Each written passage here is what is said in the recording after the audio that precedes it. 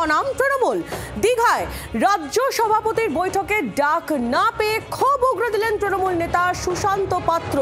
মুখ খুলেই নিশানা করলেন রামনগরের বিধায়ক অখিল গিরিকে। বিতর্কের মুখে অখিল বললেন, ডানপন্থী দলে এমন হয়েই থাকে। শনিবার শুভেন্দু অধিকারীর জেলা পূর্ব মেদিনীপুরে কর্মী সম্মেলনের আয়োজন করে তৃণমূল।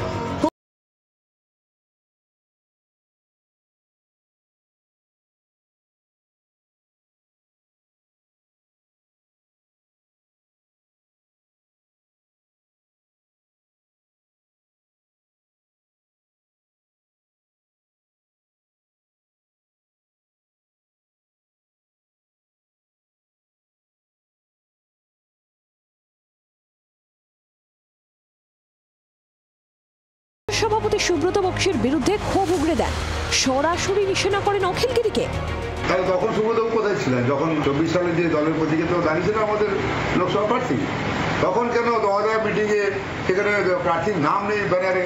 এই ছবি তো আমরা দেখেছি, আমরা আগে প্রকাশ করেছিলাম যে একটা এমএলএ মিটিং করছেন, তার ব্যানারে প্রার্থীর নাম নেই। তৃণমূল কংগ্রেস প্রার্থীকে বিপুল ভোটে জয়যুক্ত করুন নিতে। দলে মনোমালিন্য যে রয়েছে তা মেনে নিয়ে অখিলের দাবি, ফাটল মেরামতির চেষ্টা চলছে।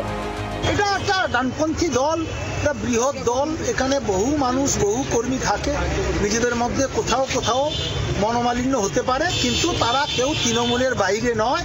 আমরা চেষ্টা করছি যারা কিছু ক্ষোভে দুঃখে বসে আছে তাদেরকে আমরা সঙ্গে নিয়ে কাজকর্ম করার চেষ্টা করছি।